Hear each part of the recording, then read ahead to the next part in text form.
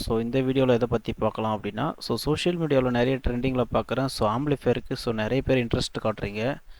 ஆக்சுவலாக நம்ம பார்த்தீங்க அப்படின்னா, ஸ்டார்டிங்கில் ஆம்பிளிஃபையரில் தான் ஆரம்பித்தோம்.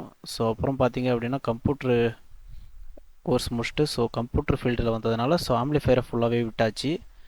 இதில் பார்த்தீங்க அப்படின்னா எங்ககிட்ட இருக்க ஒரு ஸ்டுடியோ ஆம்பிளிஃபையரை பற்றி தான் நம்ம இந்த வீடியோவில் பார்க்கலாம். இதில் பார்த்தீங்க அப்படின்னா இந்த காம்பனண்ட்டுமே நான் வாங்கலை கடையில். இதில் வாங்கினதுன்னு பார்த்தீங்கன்னா டிரான்ஸ்ஃபார்மர், அப்புறம் இந்த மகாராஜா போர்டில் ஸோ 4 MOSFET அந்த ஆம்பிளிஃபையர் போர்டு ஒன்று வாங்கியிருந்தோம். அவ்வளோதான் நம்ம இதில் வாங்கினது. மீதியெல்லாம் பார்த்தீங்கன்னா நம்மக்கிட்ட இருக்கக்கூடிய பழைய பொருளை பார்த்து தான் நம்ம அசம்பிள் பண்ணது. என்னோட என்னென்ன காம்பனண்ட் யூஸ் பண்ணியிருக்கேன் அப்படின்றத பற்றி நான் சொல்கிறேன். 36036 10 ஆம்ஸ் டிரான்ஸ்ஃபார்மர் யூஸ் பண்ணியிருக்கோம். இது காப்பர்னு சொல்லிட்டு நேரில் விசிட் பண்ணி வாங்கின டிரான்ஸ்ஃபார்மர் தான் இது. இந்த ஆம்பிளிஃபையரில் பார்த்தீங்கன்னா நான் ஃபேன் யூஸ் பண்ணலை.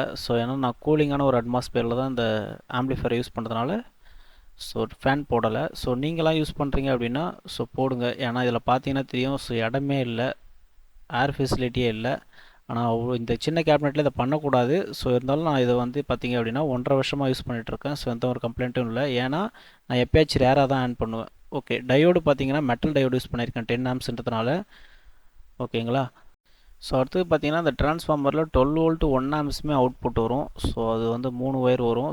சென்டர் டேப் வரதுனால அதுக்கு தனியாக ரெக்டிஃபையர் போட்டிருப்பேன். அதே சேம் போர்டில் தான் போட்டிருப்பேன். அதை காமிக்கிறேன் பாருங்கள். இங்கே பார்த்தீங்கன்னா டயோடு கொடுத்துருக்கேன்னா 2 டயோடு, ஒரு கெப்பாசிட்டர் போட்டு அதுக்கு ரெக்டிஃபையர் 12 வோல்ட்டுக்கு தனியாக எடுத்திருக்கேன். அது பார்த்தீங்கன்னா பேஸ் ட்ரிபிள் போர்டு அதுக்காக கொடுத்தது. இப்போ கெப்பாசிட்டர் இதில் பார்த்தீங்க அப்படின்னா 10,000 UF 63 வோல்ட்டில் 4 கெப்பாசிட்டர் யூஸ் பண்ணியிருக்கேன். அடுத்தது பார்த்தீங்க அப்படின்னா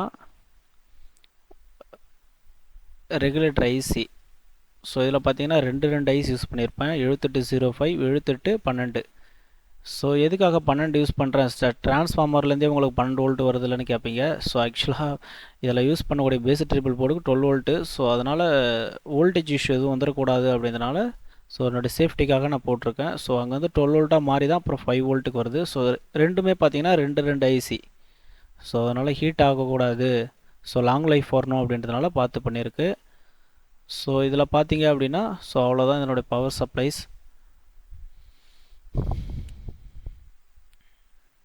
உங்களுக்கு ஹீட்டிங் இஷ்யூ வருது அப்படின்னா ஃபேன் யூஸ் பண்ணுங்கள் கம்பல்சரியாக. ஏன்னா இவ்வளோ நெருக்கமாலாம் போடக்கூடாது. இது பார்த்தீங்கன்னா பகரியாவுடைய டிஸ்பிளே போர்டு யூஸ் பண்ணியிருக்கேன். பிக் ஐசி தான். இதெல்லாம் பார்த்தீங்க அப்படின்னா ட்ராவல்ஸ் பஸ்ஸில் போடுவாங்க.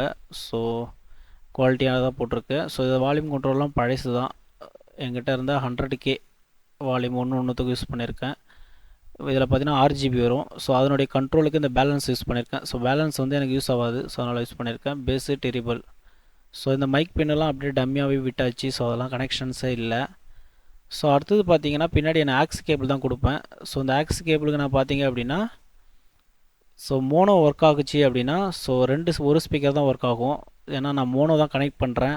எனக்கு 2 ஸ்பீக்கரும் ஒர்க் ஆகணும் அப்படின்றதுனால ஒரு 2-வே சுவிட்சு ஒன்று கொடுத்துருக்கேன்.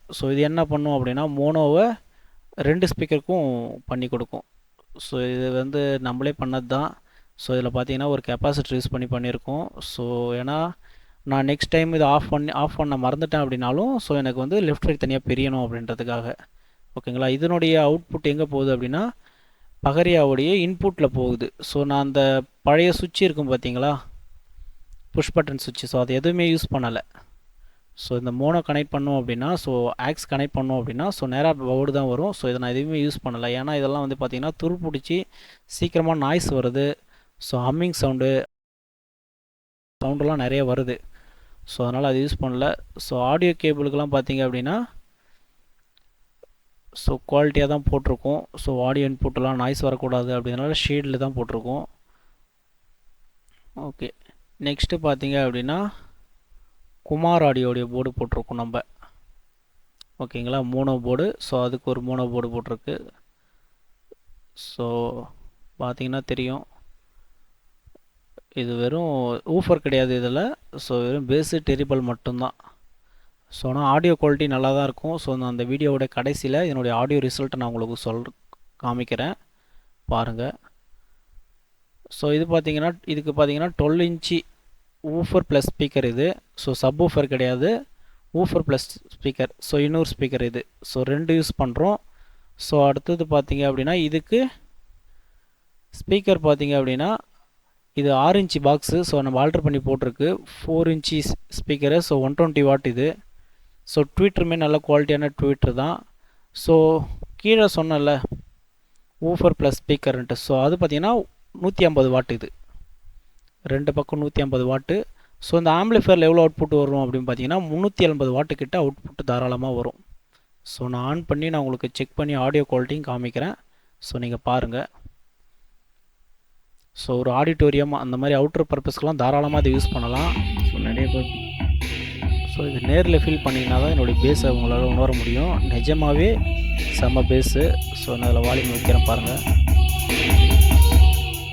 ஸோ இன்னும் நான் பேஸே வைக்கலை, சொல்ல பண்ணால் பேஸே வைக்கலை, இப்போ தான் பேஸ் வைக்கிறேன். ஸோ ஹெட்ஃபோன் இல்லை ஹோம் தேட்டர் அதுமாரி இருந்ததுன்னா ஸோ அதில் பாருங்கள், மொபைலில் பார்க்காதீங்க. ஸோ ஆடியோ குவாலிட்டி நல்லா இருக்காது. ஸோ நான் பேஸை வைக்கிறதுக்கு முன்னாடி இந்த டிஃப்ரென்ஷியேஷன் பாருங்கள், நல்லாவே இருக்கும். உங்களுக்கு இந்த ஸ்பீக்கர் உள்ள பார்த்தீங்க அப்படின்னா டிரைவர் போர்டு போட்டிருக்கு. ஸோ ட்வீட்டருக்கு தனியாக, ஸ்பீக்கருக்கு தனியாக, ஊஃபருக்கு தனியாக, ஸோ பிரியிற மாதிரி உள்ளே போட்டிருக்கு. ஏன்னா பேஸ் கொடுக்கும்போது உங்களுக்கு எரியும். ஸோ அதனால் வந்து போர்டு போட்டிருக்கு உள்ளே. ஸோ அதை நான் ஓப்பன் பண்ணி காமிக்க முடியலை. ஸோ இந்த ஆம்பிளிஃபையரோட பேஸ் பார்த்தீங்கன்னா நல்லா தான் இருக்குது. ஸோ இதை நான் 1.5 வருஷமாக யூஸ் பண்ணிகிட்ருக்கேன். ஸோ நான் ஸ்டார்டிங்கில் பார்த்தீங்கன்னா DDA 2030 பார்த்தீங்கன்னா சரௌண்டிங்க்கும் DDA 2050 சப்புக்கும் யூஸ் பண்ணிகிட்டு இருந்தேன். ஸோ அதுக்கப்புறம் LA 4440க்கு வந்தேன். ஸோ அப்புறம் STK போனேன். ஸோ இப்போ மாஸ்ஃபெட் வந்திருக்கேன். ஸோ இந்த மாஸ்ஃபெட்டில் இப்போ சாட்டிஸ்ஃபேக்ஷனாக ஸோ 1.5 வருஷமாக ட்ராவல் பண்ணுறேன். ஸோ நல்லா தான் இருக்குது. ஸோ நான் இதுக்கப்புறம் பார்த்தீங்கன்னா அப்கமிங் வீடியோவில் ஸோ ஆம்பிளிஃபையர் ஏதாவது அசம்பிள் வந்துச்சு அப்படின்னாலும் ஸோ நான் அதையும் வீடியோ உங்களுக்கு நான் ஷேர் பண்ணுறேன். ஓகேங்களா? தேங்க்யூ.